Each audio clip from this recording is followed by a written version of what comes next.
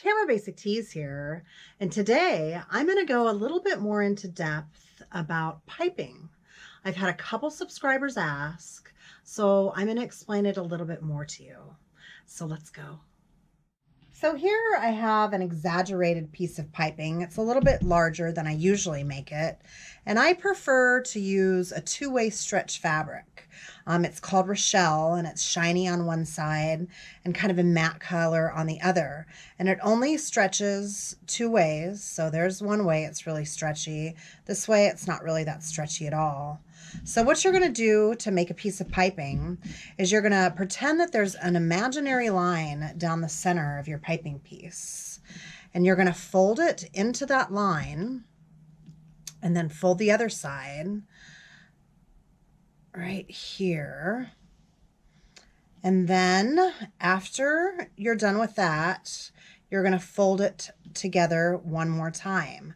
So this is where you would actually sew your piping piece, and you would do that throughout the whole thing. You'd fold it all inside and tucked, and then you'd fold it all the way down, and then you'd sew your piping piece. If it would be a larger piece of piping like this one, you would sew it closer to the end where these two pieces meet. So there would be a seam here and there would be no seam on this side. So just to extend this a little bit, so I ask you to put a stay stitch on the piping piece sometimes. And I do believe I do the shiny sides together. I guess I put it over the top. I did have another lady who did it exactly opposite of me, and it worked out just fine. So if you're going to secure the fabric on the inside, let's say you would sew a stay stitch all the way down here so that it was all connected. I'm going to stick a pin in it just to kind of show you. And then you would fold it over. See, that piece right there is like right in the middle of where those two pieces of fabric were. And then you fold it over again. So these two folds are about the same. And then you fold it over once more. And this is where you're going to sew it. And you've sewn this fabric on the inside of it. Another thing that I would like to mention also is that if your base fabric is where it's going to be the full coverage and this is just going to be the piping piece, you want it to stretch with the piping. So this is going to be stretchy and this is going to be stretchy. I've noticed that if you do it where it's not stretchy, it tends to gather incorrectly. It gathers more on one side than it does the other. So stretchy fabric, the stretchy way, goes with the stretchy of the piping. So this is how you would do it, and you would fold it over. I know I've showed you this already. I'm just going to do it again real quick. So that's how it's going to fold over the fabric. Another little tidbit about it also is, let's say this is the edge of your bikini top, like a triangle top.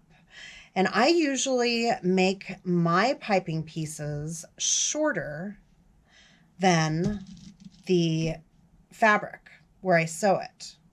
So I would usually like pin it in the center. I'm just kind of guessing. I don't know if that's exactly the center. And then my piping piece would actually be as wide. It would be shorter than the piece I'm sewing. So when I put a stay stitch, I use a serger stitch, but you could use a zigzag stitch or a straight stitch. And then I stretch it as I'm sewing it on there and folding it over at the same time. So I'm stretching and folding it over.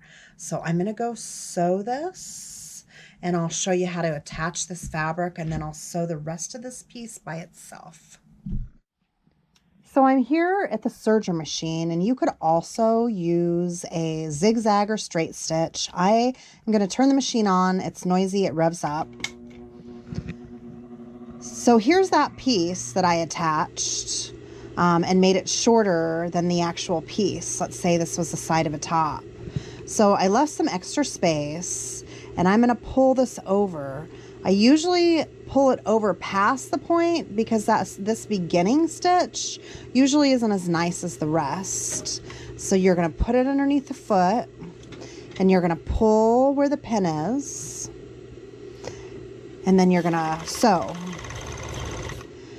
Don't ever run over the pins when you have a serger, because there's a knife in here and it'll cut the pin off and it'll ruin your knife. So right where I took the pin out, I'm going to overlap that piping piece again. It's going to make it stretch and fit that bottom piece.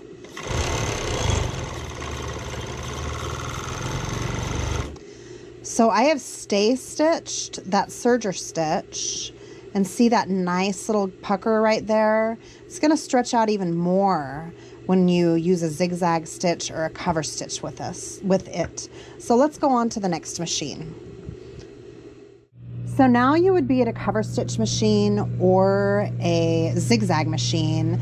And here are the two pieces. This is the one I had at the cutting table, and this is the one where I stay stitched it on there.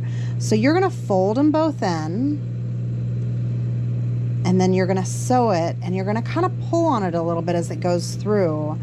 And it's going to be closer to this edge is where the stitch is going to be. And just as a reminder, I put a napkin underneath my foot all the time because it leaks oil, and it helps me tug that piping through a little bit because it's a really thick piece. So it's not all the way out. And I'm going to line it up so that those stitches are going to go on the inside. So you're just going to start it a little bit. As you go around, as you go along, you're going to continue that fold that I showed you earlier. You're going to fold it back, and as I go, I just pull on it a little bit. Well, I pull on it and make the pucker not be there anymore. I pull the pucker out. And then keep on sewing.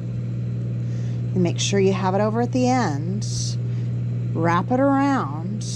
See that? You've got the two pieces inside wrapped around, nice clean edge on this side. See how that pucker's still there?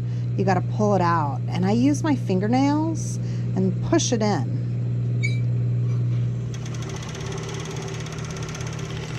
So that goes all the way through.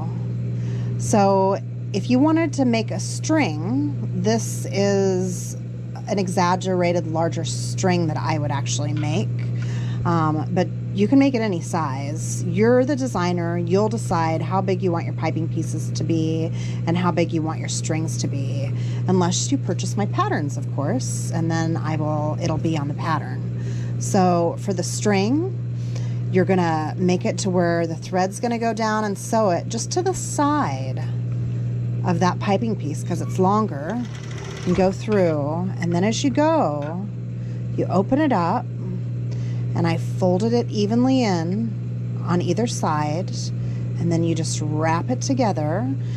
And I think that I tug on it just a little bit, not quite as much as with this one, but just a little bit as I feed it through, because otherwise I think it starts to kind of pucker. So just pull a little teeny tiny bit, and let me fold it again. And then I have noticed that if you're right-handed, I use my left hand to flatten the piping piece down as it goes through, because otherwise it's so slick it'll move back and forth.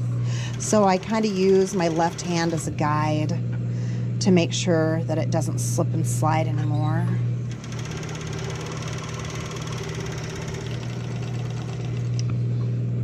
So there's your two piping pieces. This would be for a string, and then this would be on the side of your garment right there.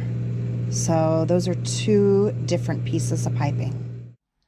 I hope you've enjoyed this short little tutorial about piping. If you like what I'm dishing out, go ahead and subscribe.